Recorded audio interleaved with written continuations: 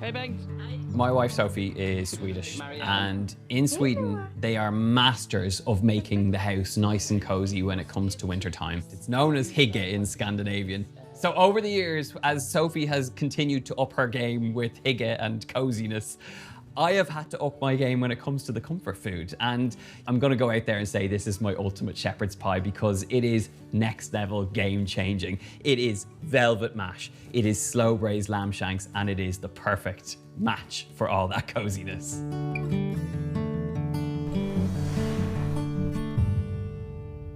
Now, lamb shanks, they are the secret ingredient to making a super over-the-top shepherd's pie. If you've made the traditional one, this is next leveling it. This is comfort food brought big.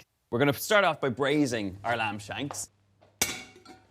And all I'm looking for is creating a really rich color that's gonna be the basis of great flavor in this lamb shank stew.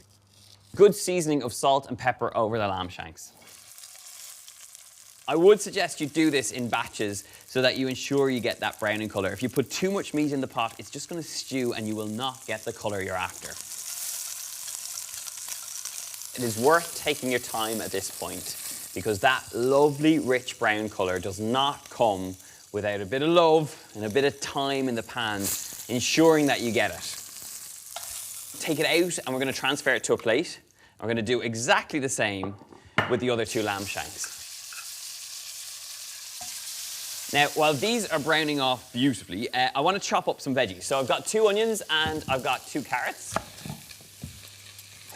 Flavor-wise, this shepherd's pie is all about simplicity. There's not a whole heap of ingredients here, but you're allowing the meat to really come through by just adding those base flavors of carrots and onions, and you need no more. Let's get chopping. You do have to keep an eye on your meat to make sure that it hasn't browned off too much. But look at that. Really, really gorgeous, sizzling lamb shanks. Really, the great flavor you get here is from all those beautiful meat juices in the bottom. So let's get our veggies in.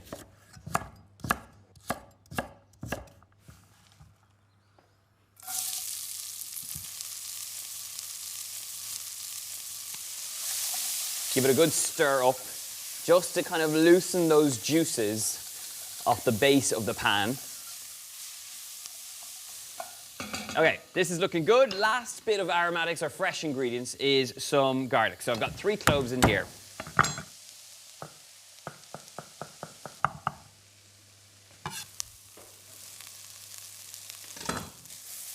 This is the moment where you know you're off to the races. The lamb's browned off, the carrots and the onions are tender and they've taken on that flavor. So now it's time to get in there with even more flavor. And it comes in the form of some tomato puree. One great store-cupboard ingredient I always like to use is a dollop of ketchup. You can't go wrong. It's sweetness, it's sourness, and it's this kind of little sweet bite that will make you just wonder what that extra layer of flavor is.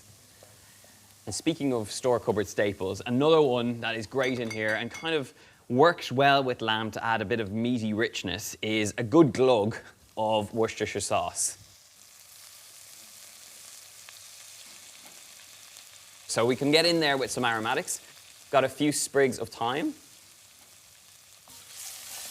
We've got the base flavors going on here, so it's time to get in there with some stock. And now it's a case of getting our lamb shanks back in and bringing this up to temperature.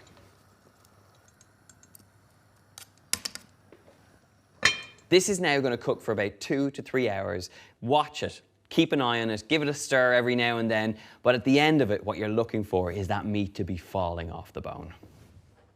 Now, mash is a very sensitive subject for a lot of people, and I know everyone has a different way they like it, but I like mine super velvety and super smooth, and it has to be rich, particularly when it's topping something so decadent like that lamb shanks.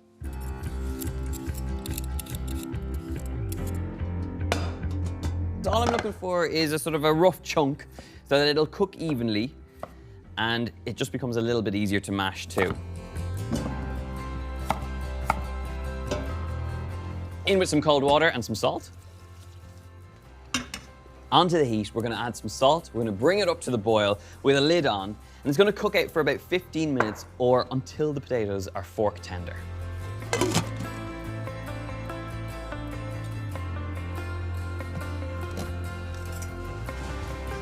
While the potatoes are still hot, this is a good opportunity to kind of warm through your cream. So as I chop up the scallions, the cream is actually warming through with the potatoes, meaning that you'll have a much easier time mashing them when it comes to it. Let's slice our scallions. This is definitely not what you should do in the kitchen. I always do this and it's a terrible habit. Do not leave your tea towels over a hob that's on. Top tip. I have to remind myself of all the time.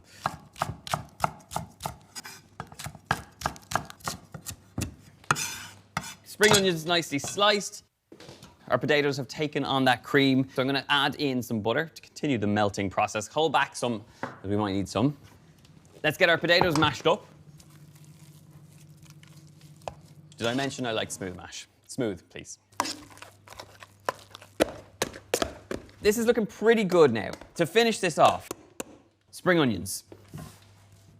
That remaining butter. And then this is what makes my shepherd's pie mash toppings sing.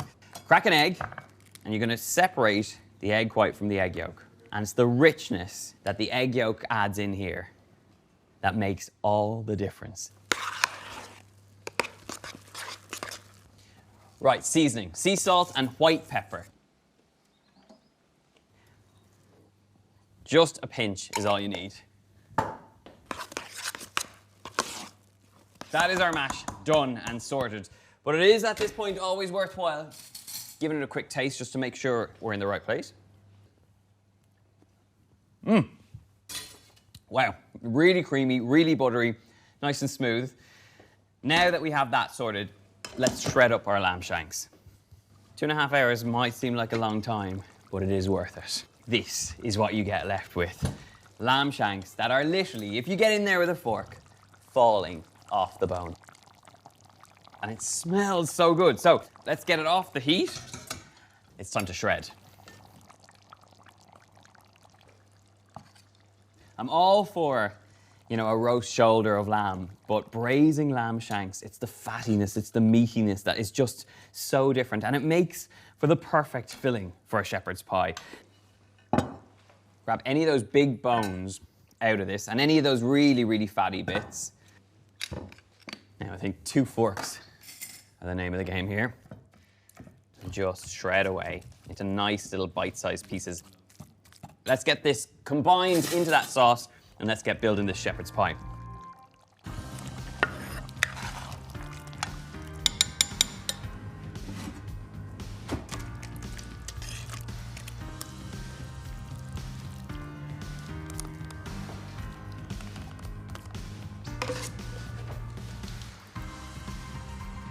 Into the oven, 180 degrees Celsius.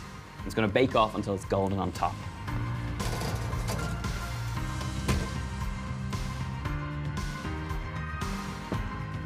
Wow. Look at that. That is why you go to the extra effort of making that topping really silky and gorgeous with the egg yolk. I'm going to serve this up now with some carrots and peas. And this is comfort food on a plate.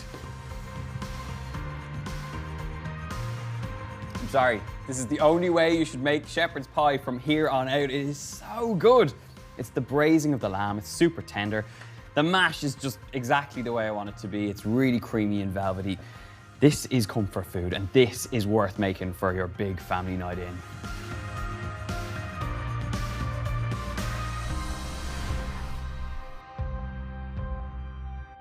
Take any 4 of those recipes, they are each individually winners.